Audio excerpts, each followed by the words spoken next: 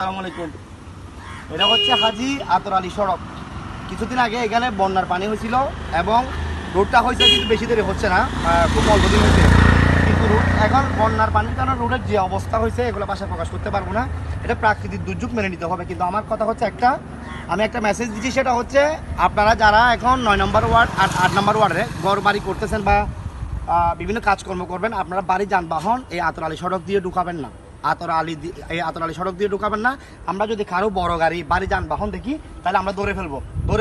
যার গাড়ি হোক, যার যে হোক না কেন, আমরা গাড়ি দৌড়ে ফেলবো। এটা হচ্ছে কথা। আর যেটা আমি মেসেজ দিতে চাচ্ছি সেটা হচ্ছে এই আপনার রুট এখন কিন্তু বন্যার পানি নামছে, বেশি দেরি হচ্ছে না। রুট কিন্তু এখন অনেক নরম, রুট এখন নরম। তো এখানে বড় গাড়ি বাড়ি যানবাহন গাড়ি কিন্তু আপনারা ঢুকাবেন না, এটা হচ্ছে ক্লিয়ার কথা।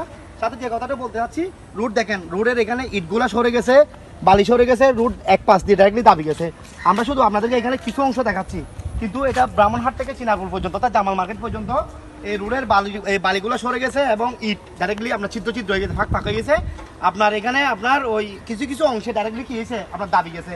তা আমি দক্ষিণ মাদ্রাসা ইউনিয়নের ভারপ্রাপ্ত চেয়ারম্যান সাধারণ বাসাবের দৃষ্টি আকর্ষণ করছি, আপনার পরিষদের কিছু অংশ টাকা দিয়ে আমাদের আতর আলী সড়কের আপনার যে রিপেয়ারিং কাজটা আছে এটা করে দিবেন, রিপেয়ারিংয়ের কাজটা করে দিবেন। এটা আমি আপনার কাছে অনুরোধ করছি। এটা শুধু আমার মেসেজ না, এটা হচ্ছে আপনার 13 নং দক্ষিণ মাদ্রাসা ইউনিয়ন তথা 8 এবং 9 নং ওয়ার্ডের সাধারণ জনগণের মেসেজ। আপনি পরিষদ থেকে কিছু টাকা বাজেট করে এই আমাদের রোডে কিছু বালি ফেলে যেখানে দাবি গেছে ইটগুলো তুলে আবার বালি ইটগুলো আবার বসাই দিলে আমি মনে করি রোডটা আবার আগের মতো প্রাণটা ফিরে পাবে। এটা হচ্ছে বিষয়। আপনি অতি সত্ত্বর আমাদের এই আতর আলী সড়কের অর্থাৎ ব্রাহ্মণহাট টু চিনারপুল অর্থাৎ আপনার পর্যন্ত জামাল মার্কেট পর্যন্ত যেখানে রুট দাবি গেছে এখানে ইটগুলো তুলে বালি দিয়ে আবার ইটগুলো বসাই দিলে আমাদের রুটটা আবারও আগের মতো প্রাণ ফিরে পাবে। এটা আমি আপনার কাছে অনুরোধ করছি। সাথে আরেকটা মেসেজ দিব, সেটা হচ্ছে আপনারা বাড়ি যানবাহন কিন্তু রুট দিয়ে এখন ঢুকাবেন না। যারা ঘর করতেছেন, ইটের গাড়ি, আপনার সিমেন্টের গাড়ি, রডের গাড়ি, বালির গাড়ি, বাড়ি যানবাহন এই রুট দিয়ে ঢুকাবেন না। যেহেতু পানি হয়েছে, প্রাকৃতিক দুর্যোগ, বেশি বিশ্বাস হয় না, রুট কিন্তু এখন নরম হয়ে গেছে, ঠিক আছে? তা আপনারা বেশি বাড়ি যানবাহন ঢোকানোর প্রয়োজন নেই। যখন এই কেটে ওঠার পর রুট যখন ভালো হবে তখন ঢুকাবেন। তারপরেও কিন্তু বাড়ি অতিরিক্ত যানবাহন ঢুকাবেন না। মোটামুটি নর্মাল যেগুলো যানবাহন আছে এগুলো ঢুকাবেন। এটা হচ্ছে কথা। ভিডিওটা শেয়ার করবেন।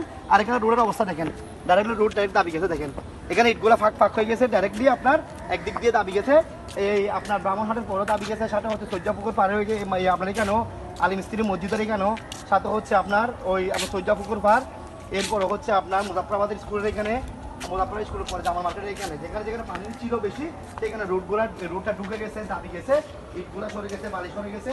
এগুলো আমি মনে করি রিপেয়ারিং কাজ করা অতি দ্রুত প্রয়োজন। আমি সাধারণ বাসাবাই দৃষ্টি আকর্ষণ করছি, ভারপ্রাপ্ত চেয়ারম্যান দক্ষিণ মাদ্রাসা ইউনিয়ন।